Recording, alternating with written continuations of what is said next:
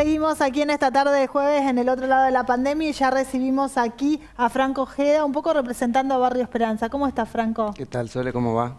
Bueno, nos interesaba también saber este otro lado de la pandemia, digo, cómo están los sectores que consideramos por allí más olvidados o más vulnerables ante esta situación de crisis socioeconómica. Bien. ¿Dónde está Barrio Esperanza? Porque la gente también no todos pueden saberlo. Está al sureste de la ciudad, lo que se podría entender como atrás del balneario, cerca de calle Río de Janeiro. Sí, en la continuación. Exactamente. Sí. Bueno, como siempre son sectores castigados en general, digamos, y bueno, ante esta situación también se siente un poco más, porque lo que es la economía se ve también recortada, las actividades que por ahí ellos podían realizar se encuentran, digamos, acotadas.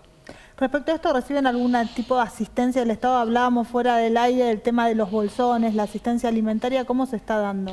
Claro, una modalidad que se cambió, que fue que en lugar de las familias tener que ir a retirarlo, se acerca la municipalidad a alcanzarlo, cosa de que bueno, se evite esa conglomeración de gente que es bueno, uno de los principales focos de infección.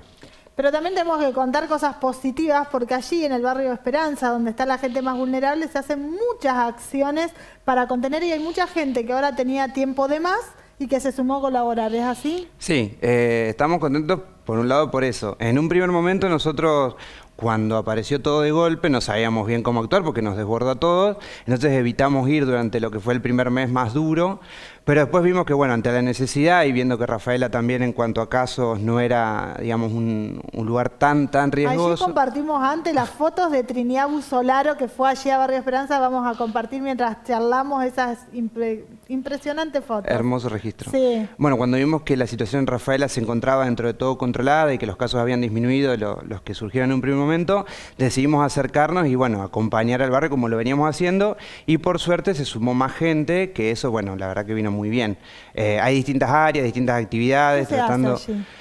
de todo un poco, pero siempre trabajando en conjunto con los vecinos y teniendo reuniones y debatiendo. De hecho, por ejemplo, lo que yo vine a comunicar ahora, lo charlamos previamente, lo consensuamos y yo vine y lo comunico básicamente, pero la idea es que sea la voz de ellos. Y bueno, hay una huerta en proceso, que eso arrancó ahora con el tema de la cuarentena. Hay un taller textil en proceso también, se consideran unas máquinas para arrancar con el tema trabajo. Bueno, se reciben donaciones, se reparte lo que es ropa en su momento, ahora un poco menos, porque por ahí ya se recibió bastante, pero después comida, tratando de, bueno, de tapar todos los frentes posibles. ¿De cuántas personas o familias estamos hablando que viven allí? Y en total son 120 personas, serán unas 30 familias más o menos. Claro, y hoy los chicos que no pueden ir a la escuela y demás, así que... Sí, eso fue un tema, el tema de la escuela, porque nosotros sabíamos que, bueno, que lo que la escuela podía brindarles en este momento no se estaba dando. Cero conexión ahí. Cero conectividad, pues bueno, no se cuenta con los servicios básicos, entonces tratamos nosotros de generar un nexo ahí con las escuelas, nos pusimos en contacto con las escuelas de cercanía, que son en las que van los chicos, y bueno, hablamos con los docentes, nos pusimos en contacto y empezamos a triangular entre nosotros, las madres y los docentes, para, bueno, el tema conectividad y el tema, digamos, de realizar tareas sea más llevadero. Bueno, contanos para toda la gente que quiera colaborar, sabe que existe, esto también forma parte de Rafaela, ¿cómo pueden hacerlo? Bueno, estamos haciendo también un trabajo de comunicación, si se quiere, con la sociedad, para que se sepa lo que se hace, para... También, ¿por qué no aprovechar a romper algunos estigmas, algunos prejuicios que a veces aparecen y que es importante, me parece, como generar unión en la sociedad en general? Entonces, bueno, estamos haciendo un trabajo desde las redes, que una es Barrio Esperanza-Rafaela en Instagram y Barrio Esperanza en Facebook. La idea es ir comunicando ahí las actividades que se hacen, transparentar también lo que se hace, mostrarlo, comentar la historia del barrio, que se sepa, digamos, la historia de las familias, las distintas actividades que hay. Bueno, como decía antes, que me parece lo fundamental, generar a veces puntos de acercamiento que tal vez son los que a veces faltan, a veces por desconocimiento o lo que fuere, las personas tienden a pensar, a lo mejor no muy positivamente de los sectores, no todos obviamente, pero sí está esa sensación y bueno, nuestra idea es comunicar y mostrar que es digamos, un sector de la sociedad que la está pasando mal, nada más que eso. Muchas gracias, Franco, por estar. Nada. Te invitamos con una banda porque nuestros invitados siempre se llevan algo de los chicos de Flamin, así muchas gracias por acá y bueno, saludo a toda la gente y sigan trabajando así que esto también aporta mucho. Por favor, muchas gracias por el espacio. Muchas gracias. Bien, y nosotros seguimos aquí en el otro lado de la pandemia, porque esto también forma parte del otro lado, doctor, respecto a la situación de vulnerabilidad y a esta necesidad de que no se traslade la gente, que se quede, como decía Franco, es una buena disposición.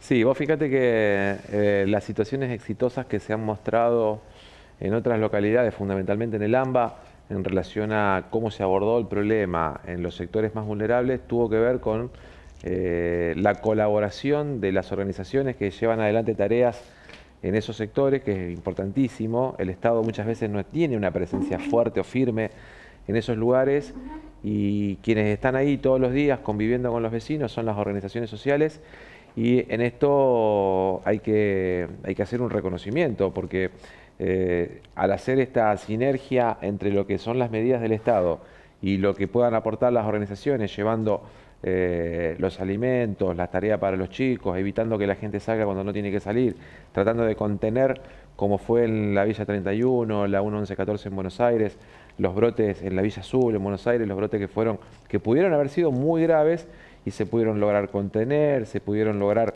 establecer ese cerramiento en esos espacios y evitar la escalada de casos que hubiera tornado de altísimo riesgo por la pertenencia social de estos grupos que viven en esos lugares.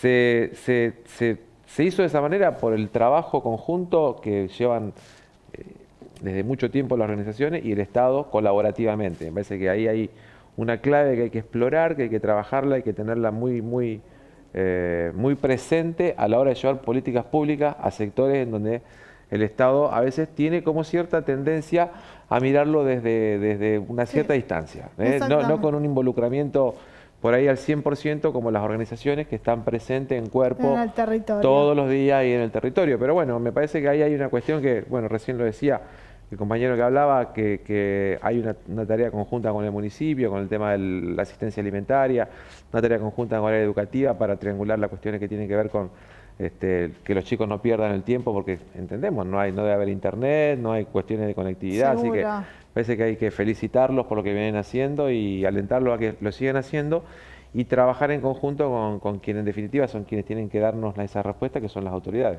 Florencia, ¿qué herramientas están necesitando que hasta aquí no le llegó al sector comercial? Qué pregunta.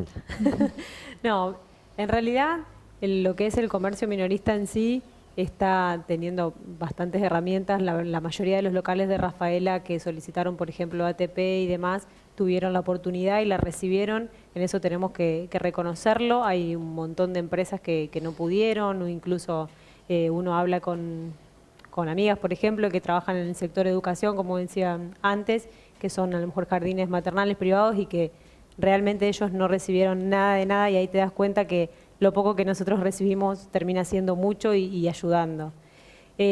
Nosotros ahora por lo que nos queda es lograr la normalidad, poder trabajar como lo veníamos haciendo antes de que ocurra todo esto y de que se reactive la economía, pero eso va a ir sucediendo a medida de que este tema pueda pasar, de que encontremos la vacuna, de que podamos salir todos libremente, de que podamos volver a generar empleo, porque hay muchos empleos que lamentablemente se perdieron. Como decías antes, a lo mejor empresas chiquititas que cerraron, que no pueden seguir soportando. Los créditos que se ofrecen están buenos, uno tiene miedo de tomarlos porque quizás son tasas muy altas, y es decir, ¿qué hacemos? ¿Seguimos incrementando nuestras deudas? ¿Seguimos agrandando eso o tratamos de salir con lo que tenemos adelante para poder volver a generar la rueda? Es una situación complicada la que estamos atravesando. Doctor, ¿y cómo se complejiza el sistema privado cuando pasa esto que usted mencionaba con estos datos que son de la realidad? La caída de consultas, menos atenciones. Y hay distintas realidades. En el AMBA, los sanatorios son los que están, por ejemplo, en la capital federal, los sanatorios privados son los que están llevando adelante la gran mayoría de la atención de COVID, mucho más que los hospitales municipales. Tal es así que estaban en un porcentaje de ocupación del 80%, llegaron a estar, no sé hoy, pero estaban cerca del 80% la parte privada con ocupación de terapia intensiva. Cuando uno habla de terapia intensiva, habla de camas totales, ¿no? Hay COVID y no COVID.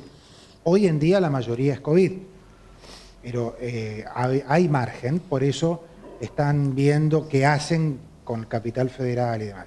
Nosotros en Rafaela, la región, no tenemos absolutamente ningún problema, ni Santa Fe ni Rosario. Digamos, la provincia de Santa Fe no tiene problemas en la parte privada ni en la pública en cuanto a atención de COVID, porque la cantidad de COVID que hay es muy poca. Lo que se ha atendido, inclusive la cantidad de fallecidos son muy pocos. No sé si hoy en terapia intensiva habrá en toda la provincia 3 o 4 pacientes, es verdad. hay muy poco. Ahora, el costo que hubo que hacer, que tuvieron que asumir todos los sanatorios en cuanto a la inversión de material fue altísimo. Sí. Claro.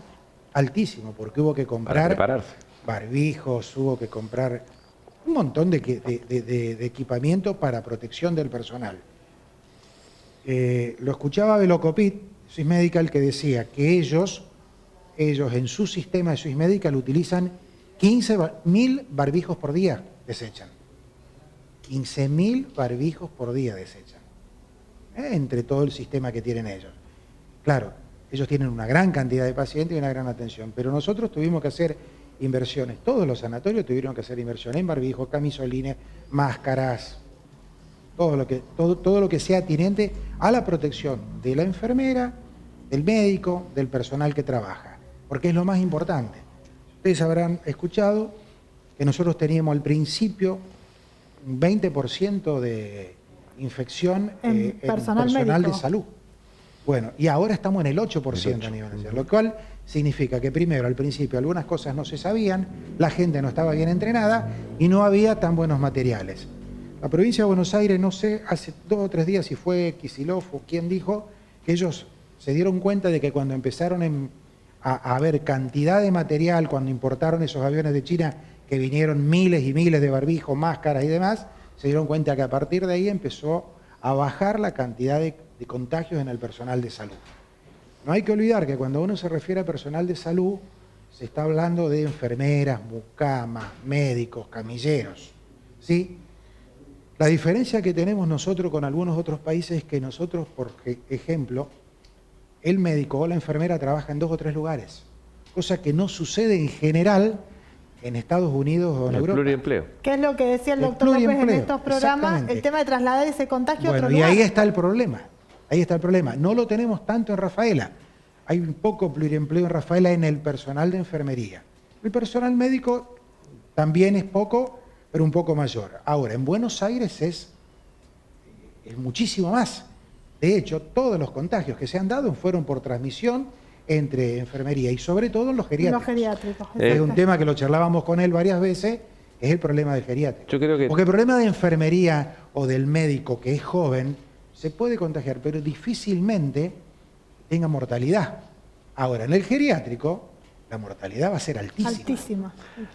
No, yo creo que, agregando un poquito lo que decía Jorge, creo que el esfuerzo lo hemos hecho en todos los niveles del sistema de salud.